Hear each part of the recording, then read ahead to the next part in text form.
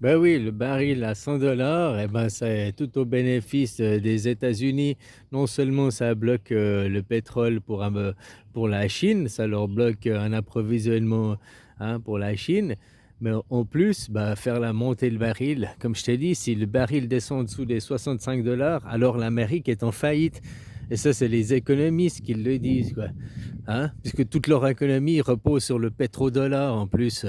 Alors voilà, si ils extraient en dessous de 65 $, ça leur vaut pas la peine d'extraire du baril de pétrole parce qu'ils perdent des sous, quoi.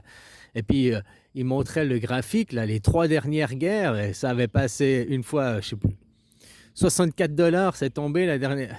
Là, cette fois, c'est tombé à 63 $, quoi, 62 $. Et hop, ils sont partis en guerre. Pourquoi ils sont partis en guerre avec l'Iran aujourd'hui, ici, maintenant, tel jour? Eh ben, c'est à cause de la chute du baril de pétrole. Si le baril de pétrole il avait chuté 3 jours avant ou 3 jours après, eh ben, la guerre elle aurait commencé 3 jours avant, 3 jours après, ou 3 semaines avant ou 3 semaines après. À chaque fois que tu regardes le cours du baril de pétrole, que ça passe en dessous des 65 $, paf, il déclenche une attaque. La guerre des 12 jours, déjà, c'est parce qu'il y avait aussi. Le baril était tombé, je crois, à 60, c'est cette fois 64 $, quoi. Donc, tu vois, quoi. Donc, quand il dit nous attaquons l'Iran parce qu'il en va de la survie, de la défense des Amériques, machin, je ne sais plus le discours exactement de Trump. Eh ben, c'est vrai, parce qu'autrement, ils sont en faillite. Ils sont en faillite, ils mettent la clé sous la porte. Bye bye l'Amérique. Ils ont plus de sous pour. Ils ont l'armée, la plus grande armée du monde. Mais là, les soldats, ils se payent, quoi. Hein, ils ont des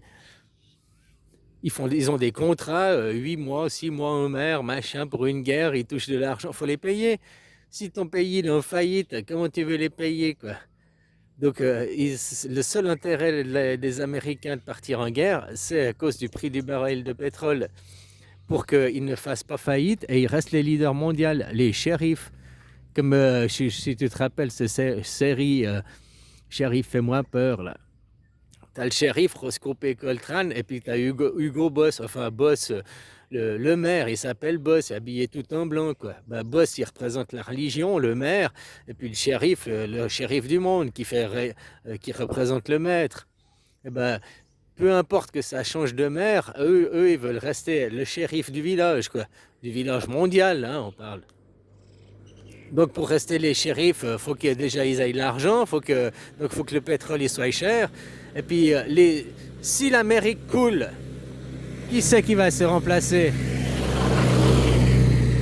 Si l'Amérique elle fait faillite, que c'est plus les leaders mondiaux, qui c'est qui va remplacer dans le rôle de leader mondial? Eh ben c'est la Chine. C'est la Chine qui est en premier rôle derrière. C'est eux qui ont la plus grande armée du monde. C'est eux qui ont les dernières technologies en aviation, avec la Russie, quoi. Mais entre la Russie et la Chine, c'est la Chine qui a la plus grande armée. Peut-être c'est une coalition des deux, quoi. Mais en tout cas, même si ce serait la Chine et la Russie alliées qui se mettraient pour avoir du multipolaire, quoi, les BRICS, disons, qui se mettraient en domination mondiale, bah ça, voilà. Si l'Amérique perd sa domination, donc fermer le détroit d'Ormuz. Maintenant, ils disent le détroit d'Ormuz est fermé, mais les tout premiers discours, c'est le détroit d'Ormuz est fermé, l'Iran empêche toute pénétration du détroit d'Ormuz. Mais ils n'empêchaient pas les bateaux de sortir. Ceux qui empêchent les bateaux de sortir, c'est les Américains. Ils ne veulent pas que le pétrole, veut pas. Parce que non seulement ça permet d'affaiblir la Chine pour préparer leur guerre mondiale, guerre totale dans le Pacifique en 2027, mais ça affaiblit aussi l'Europe, quoi. Tous ceux qui bénéficient du gaz, du pétrole, qui ont besoin de ces zones-là, eh ben, ils se retrouvent affaiblis. Il faut qu'ils trouvent des approvisionnements ailleurs. Ici, en Thaïlande, au début, tout le monde a fait comme chez vous. Ils ont été acheter des citernes, machin et tout. Je t'ai dit, j'avais dû faire trois stations-service avant de la quatrième. Elle était pleine pour trouver de l'essence, là, l'autre jour, quoi. Mais bon, aussi, le gouvernement, parce qu'ils annonçaient qu'ils n'avaient que 60 jours de stock, parce qu'ils sont dépendants justement de l'Iran, ici en Thaïlande, jusqu'à ce ils fassent un blocus. Ils ont bloqué le litre d'essence à 30 bahts, quoi. Tu vois, le gouvernement, il a intervenu ici pour faire un plafond au tarif du pétrole, du diesel. Le diesel, pas plus de 30 bahts le litre, quoi. Et il a mis un plancher, il a mis un plafond, quoi, pour éviter la spéculation, les spéculateurs. Vous, en France, pourquoi ils n'ont pas fait ça, ton gouvernement? Pourquoi le gouvernement français, quand il a vu la flambée des prix, il a dit OK, plafond à 1,80 €, je ne sais pas combien il était avant, il était à 1,50 €, bah, plafond à 1,75 €, ou plafond à 1,80 €, ou plafond à 2 euros. Il paraît même que maintenant, c'est à 2,50 €, j'ai vu ce matin, quoi.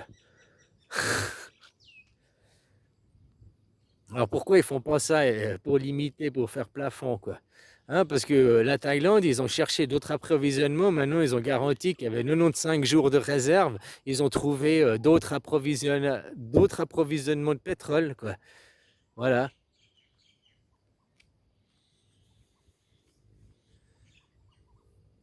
Le détroit d'Ormuz, c'est 20% du pétrole mondial. Donc il y a 80% du pétrole mondial qui passe pas par là-bas, hein, qui vient pas de là-bas. Donc il y a du pétrole ailleurs à trouver, il y a des autres accords à trouver, il y a d'autres routes à ouvrir. Tu comprends ce que je veux dire, quoi? Ah, voilà, quoi. Mais bon, ben voilà, moi je dis qu'aussi on est en train d'assister à la fin de la mondialisation, à la fin du capitalisme, hein, à la fin de justement de la séparation de l'Église intervenant et interférant dans l'État, et ben que maintenant l'Église, parce que ce soit Israël ou bien en Iran ou bien même aux États-Unis. Regarde, c'est l'Église, c'est les scientologues qui sont derrière Trump ou j'en sais rien, quoi. Ils ont même fait hier, avant-hier, ils ont fait une prière autour de Trump. Ils étaient là. Hein? La même chose, les ayatollahs, ils font leur prière, quoi. Donc tu vois, il n'y a pas de séparation de l'Église et de l'État. Et c'est ça qui amènera, la démocratie amène une séparation de l'Église et de l'État, quoi. L'église, chacun sa propre église, hein, chacun c'est comme les corps aux pieds, c'est personnel, hein, la religion, donc ça n'a aucune raison d'interférer dans l'État, quoi. Voilà, ça n'a aucune raison d'être au commandement de l'État, ça n'a aucune raison d'interférer dans la politique. Voilà, parce que